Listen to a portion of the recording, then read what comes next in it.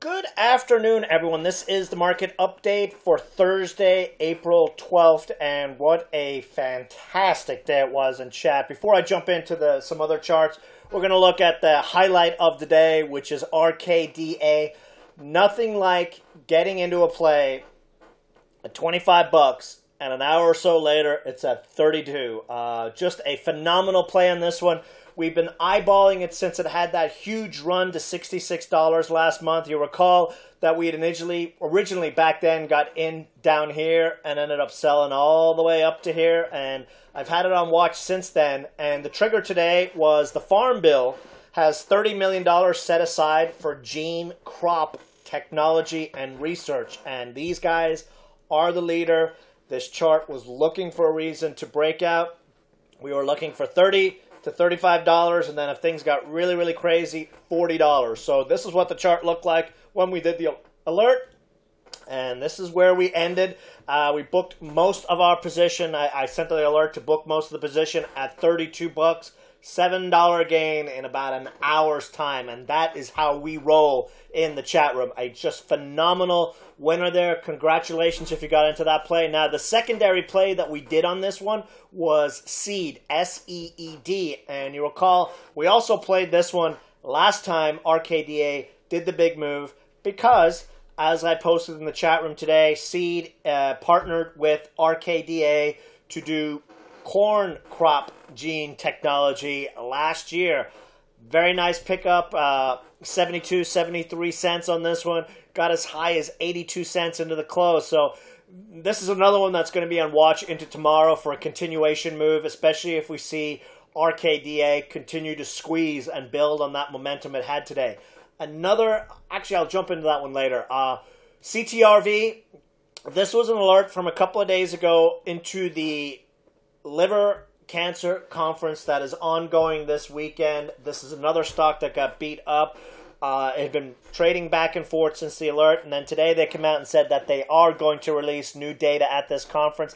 Got as high as 30 cents, came back a little bit more, so let's see what the press release. 32 is going to be the next level to watch on this one into next week. Maybe we get, well, the fact that they said they're going to be releasing data, we probably won't get a press release on what that data actually is till Monday. So this could be a play late tomorrow and hopefully for pre-market news on Monday.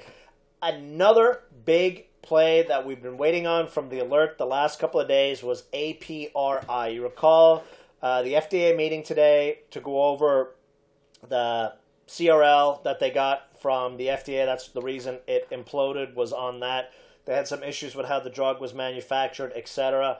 Nice bottomed out chart, and bottom charts are doing fantastic, especially if they have an event play. We could not give this stock away this morning at 39.40 cents. So it was a large ask, capping it at 40 cents. Like I said, be patient. They will chase. The algos will chase. And lo and behold, 46-cent target was hit into the close today. As I mentioned, always book gains on these spikes. Trail stops, 40 to 42 cents, and see where that goes. But again, this was another beautiful bottom setup chart that ended up performing exactly like it was supposed to. Hotbox.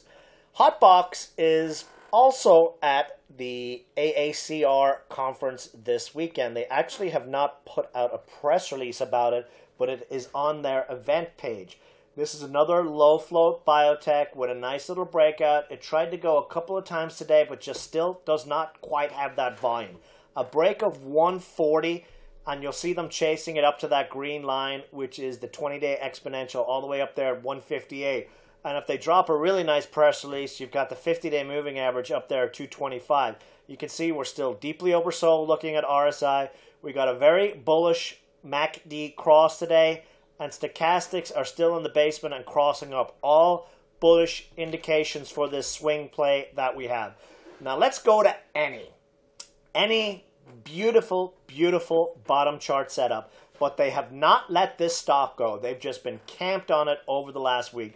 Finally today, especially with the action we saw in stocks like DPW, Mara, etc., doing those big moves, ARGS yesterday, This stock was primed for a bounce back to the 20-day exponential, and we got a fat move on this one. Again, as we always say, big spikes like this, always book a chunk of gains, and this still remains a market where when you take positions home at night, you take them home very, very small. You can always rebuy them the next day. If they continue to run the next day and you're not able to rebuy for a lower price, you still have a small position to benefit, and you still have some gains in the tank, especially in this volatile market where who knows what today's tweet is going to do to the market tomorrow morning. The reason I bring this up, low float stock, big move on big volume out of the blue. They finally let that go. That was an indication that it was about to get maximed. And sure enough, it got maximed in after hours. They dropped the financing at 91 cents. So that's why they were capping it down here. Then they let it go boom so they can short a bunch of shares because they've got their shares at 91 cents. We see this over and over again. Check was a recent example, iPhone, etc. You know, the major culprits who do this is Maxim, H.C. Wainwright, Roth, and Rodman. Those are the big abusers of this thing. I went over and did that video. You can see it on the education section of the website, how they have been doing this kind of action for a long time. But again, this was another one, really small position overnight, big gain in the pocket.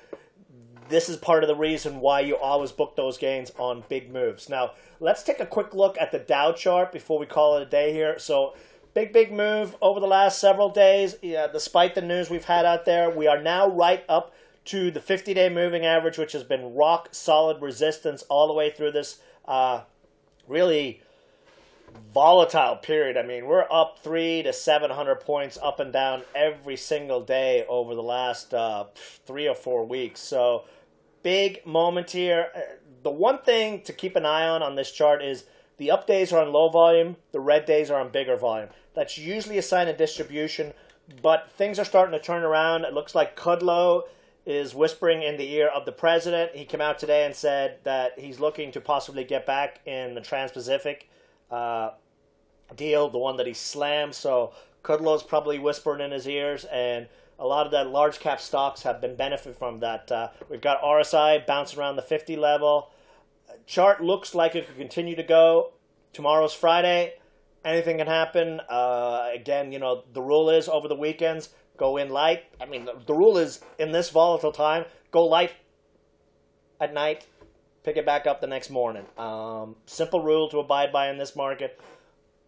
I'm also going to go over, I'm going to do a video this weekend as well about how you can trade this market with small accounts. I know a lot of guys with small accounts are having issues with the day trade rule. I talked about it in the chat room, an easy way to get around that, but we'll go over that in a video this weekend. So anyway, that's it for the video, guys. Have an awesome evening, and I will see you all in the chat room tomorrow. Bye.